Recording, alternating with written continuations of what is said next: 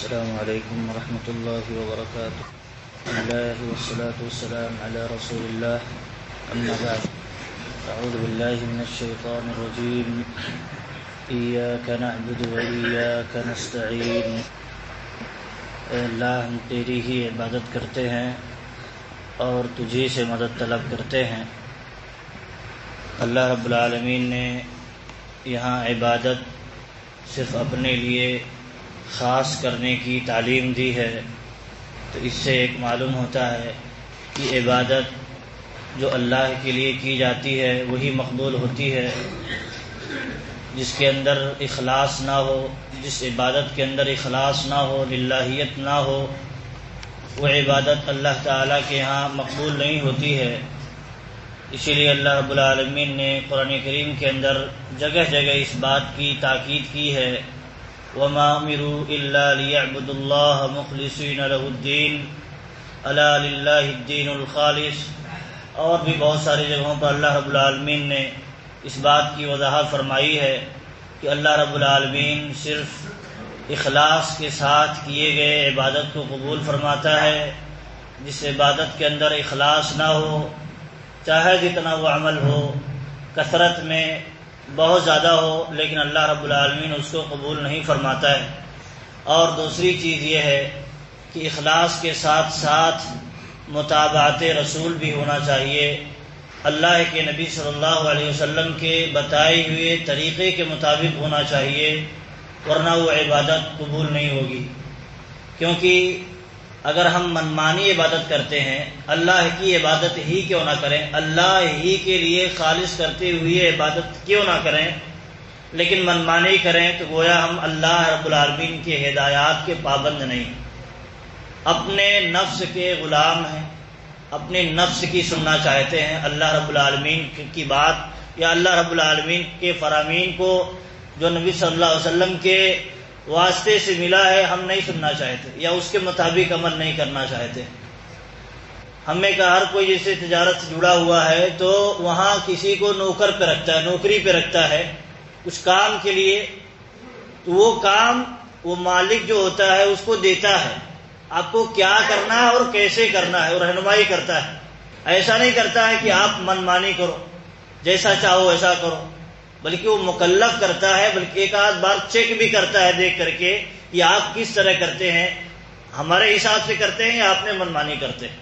اگر اپنے منمانی کرتا ہے تو بھائی آپ جا، اپنے منمانی کرنا ہے تو یہاں تیرا کام نہیں ہے.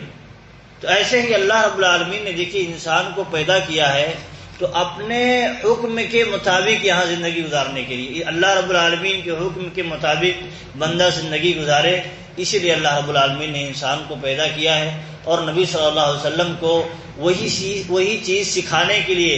امت کو، لوگوں کو سکھانے کے لیے، بتانے کے لیے بھیجا ہے. تو یہاں اخلاص کے ساتھ ساتھ متابعت رسول بھی ضروری ہے. اسی لیے اللہ رب العالمین نے نبی صلی اللہ علیہ وسلم کے واسطے سے یہ بتایا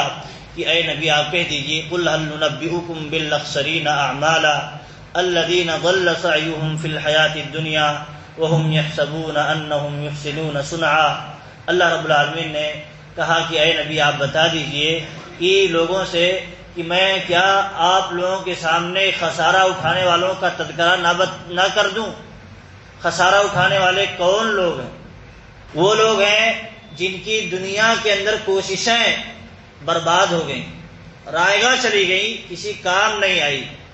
وہ بہت اچھا عمل کرتے تھے، اپنے حساب سے بہت اچھا عمل کرتے تھے، حالانکہ وہ اپنے من کے مطابق کرتے تھے، لیکن اللہ رب العالمین کے حکم کے مطابق نہیں کرتے تھے. تو اللہ رب العالمین نے کہا ان کی زندگی میں جو کچھ ان کی کوششیں تھیں، دنیا کی زندگی میں کوششیں تھیں، وہ رائے گاہ ہو گئی، برباد ہو گئی. تو اس میں مفسرین کرام کہتے ہیں کفار کا بھی ذکر ہے. جیسے کفار غیر اللہ کی بھکتی کرتے ہیں یا بہت کچھ وہ کام کرتے ہیں، وہ سمجھتے ہیں بہت اچھا کرتے ہیں، تو ان کے بھی دنیا کی جو کوششیں ہیں سب برباد. ایسے ہی منافقین دنیا کمانے کے چکر میں لوگوں کو بہت کچھ خوش کرتے ہیں اور اللہ کے دین کو چھوڑ دیتے ہیں. تو ان کا بھی جو عمل ہے، طرز عمل جو ہے، ان کا بھی دنیا کے اندر جو کچھ ہے وہ برباد ہے، اللہ کے ہاں مقبول نہیں ہے. ایسے ہی جو بدعتی ہیں، اہل بدعت ہیں، بہت اچھا عمل کرتے ہیں اپنے حساب سے، اللہ رب العالمین کے حساب سے نہیں، اپنے حساب سے اچھا عمل کرتے ہیں، تو ان کے بھی اعمال ضائع ہیں، برباد ہیں، اللہ تعالیٰ ان کو قبول نہیں فرمائے گا۔ تو یہ تینوں کیٹیگری کے لوگوں کا یہاں تذکرہ ہے، کفار ہوں، منافقین ہوں، یا مسلمانوں میں سے اہل بدعت ہوں، کیونکہ وہ اپنے حساب سے اچھا کرتے ہیں، یہ سمجھتے ہیں کہ ہم اچھا کر رہے ہیں، اللہ کے نام پر یا اللہ کی عبادت کے نام پر بہت کچھ کرتے ہیں اہل بدعت، لیکن وہ سنت رسول کے مطابق نہیں ہوتا ہے تو وہ ریجیکٹ ہے، مردود ہے۔ من عمل عملا لیس علیہ امرنا فہو رد، کوئی ایسا عمل کرے جس کے متعلق اللہ کے رسول کی رہنمائی نہیں ہے، اللہ کے رسول صلی اللہ علیہ وسلم کا عمل نہیں ہے، تو مردود ہے۔ تو یہ ضابطہ یہاں یاد رکھنا چاہیے کہ عبادت، دیکھیے اللہ رب العالمین نے حکم دیا ہے عبادت کرنے کا، تو یہ منمانی نہیں ہے۔ اسی لیے آگے اللہ رب العالمین نے سورہ فاتحہ ہی میں اہدنا الصراط المستقیم کا تذکرہ کر دیا ہے۔ عبادت ہوگی، اللہ کی بندگی ہوگی، تو کیسے؟ صراط مستقیم کی روشنی میں، صراط مستقیم کی روشنی میں، جیسے انبیاء و صالحین نے عبادت کی ویسی عبادت ہونی چاہیے۔ اللہ تعالیٰ ویسی عبادت کی ہمیں توفیق دے، اور آگے چل کر کے اللہ رب العالمین ان لوگوں کی عبادت، ان لوگوں کی طرح عبادت کرنے سے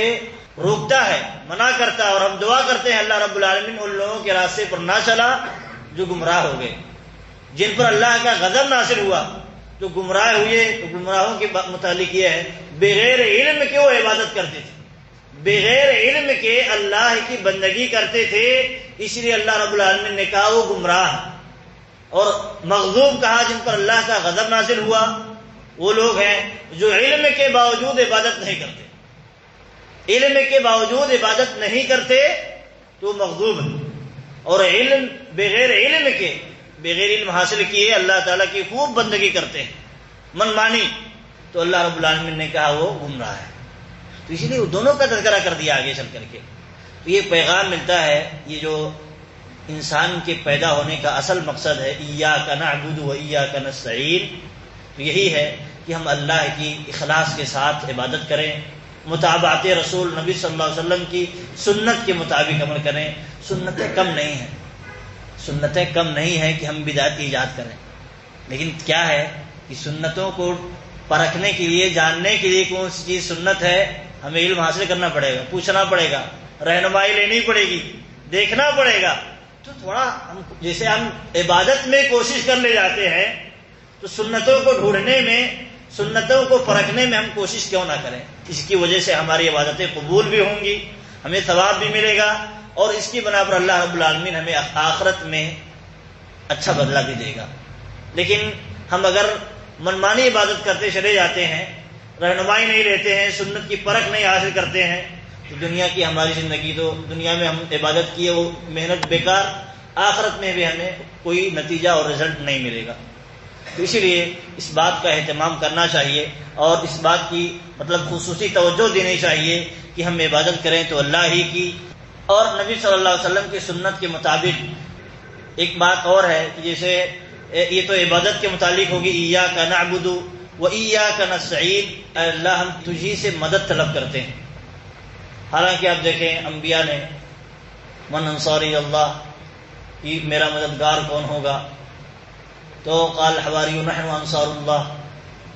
کہ ہم حواریوں نے کہا کہ ہم اللہ کے مددگار ہوں گے، آپ کے ساتھ۔ ایک بات یہ ہے کہ مدد اصل میں حقیقت میں ملتی ہے اللہ رب العالمین ہی کی طرف سے، جو کچھ ہوتا ہے اللہ رب العالمین ہی کی طرف سے ہوتا ہے، لیکن کیا ہے ظاہری اسباب اختیار کرنے کا اللہ رب العالمین نے حکم دیا ہے۔ اگر آپ کہیں ڈوب رہے ہوں، آپ کہیں ہلاکت میں پڑ رہے ہوں، آپ کو بظاہر کوئی بچانے والا نظر آ رہا ہے جو آپ کو آپ کی مدد کر سکتا ہے، آپ کے پاس اتنی طاقت نہیں ہے، تو آپ اس کو مدد کے لیے پکار سکتے ہیں، بلا سکتے ہیں، حاضر ہے، قادر ہے، تو آپ اس سے مدد لے سکتے ہیں۔ لیکن کیا ہے، آپ کا یقین ہوگا کہ یہ صرف ذریعہ ہے، وسیلہ ہے، یہ سبب ہے، اصل میں اللہ رب العالمین جب تک مدد نہیں کرے گا ہم نہیں بچ سکتے۔ تو یہ پیغام اصل یہاں دینا ہے، یہ اللہ رب العالمین ہی سے مدد ملتی ہے، لیکن اس بات کا انکار نہیں ہے کہ آپ کسی سے اگر مدد طلب کر سکتے ہوں، وہ قادر ہے، حاضر ہے، شرط ہے، حاضر ہے، قادر ہے، تو آپ اس سے مدد طلب کر سکتے ہیں دنیاوی کام میں، اور بھی جو آپ کام کاج کرتے ہیں دنیا کے اندر اس میں آپ مدد لے سکتے ہیں۔ اور لیکن جس کام میں آپ مدد نہیں لے سکتے وہاں بھی اس آیت میں نکیر ہے، جیسے جس چیز کے متعلق اللہ کے علاوہ کوئی طاقت ہی نہیں رکھتا ہے، کوئی قدرت نہیں رکھتا اللہ رب العالمین کے علاوہ، اس میں اگر ہم غیر اللہ سے، اللہ کے علاوہ سے مدد طلب کریں گے، آپ کہیں ڈوب رہے ہو، کوئی ہو ہی نہ، وہاں موجود نہ ہو، حاضر نہ ہو، نہ قادر بھی ہو، آپ بلائیں کسی ایسے آدمی کو جو یہاں موجود نہ ہو، کہیں اور موجود ہو، تو آپ گویا غیر اللہ کو پکار رہے ہیں، یہ مدد نہیں کر سکتا ہے، کسی بھی واسطہ بھی نہیں بن سکتا ہے، وسیلہ بھی نہیں بن سکتا ہے، تو دراصل یہاں اس بات کا بھی انکار ہے، اس بات کی بھی نفی ہے کہ آپ مدد طلب کریں ایسی حالتوں میں صرف اللہ رب العالمین سے، کیونکہ یہ ما فوق الاسباب ہے، اسباب سے اوپر والی چیز ہے، جو ماتحت الاسباب ہے، جو آپ کے بس میں ہے، وہ سبب اختیار کر سکتے ہیں، اس سے بظاہر آپ کو فائدہ ہو سکتا ہے، تو اس کو اختیار کرنے کا اللہ رب العالمین نے حکم دیا ہے، لیکن جو اختیار سے باہر ہے، کسی انسان کے بس میں نہیں ہے، یا وہاں حاضر ہی نہیں ہے، تو ایسے آدمی کو پکارنا یہ شرک کرنا ہے، کیونکہ ان دونوں قبیل سے شرک کے بہت دروازے کھلتے ہیں، عبادت سے غیر اللہ کی کتنی عبادتیں ہوتی ہیں، اور مدد طلب کرنے سے، وسیلہ جس کو بولتے ہیں آج، وسیلے کے نام پر دیکھیے کتنی شرک کے بازار گرم ہے۔ تو یہی سمنا سمجھی کی بنیاد پر اس طرح کی چیزیں پیدا ہوئی ہیں، کیونکہ جب انسان ایک چیز کو کہتا ہے چھڑ پہ چڑھنے کے لیے سیڑھی کی ضرورت ہے، تو یہ وسیلہ اختیار کرنے کا تو حکم ہے، یہ وسیلہ اختیار کرنے کا حکم ہے، لیکن جہاں سیڑھی سے کام ہی نہیں بننے والا ہے، اللہ رب العالمین ہی مدد کر سکتا ہے، آپ وہاں سیڑھی کے ذریعے کو ایک غیر اللہ کی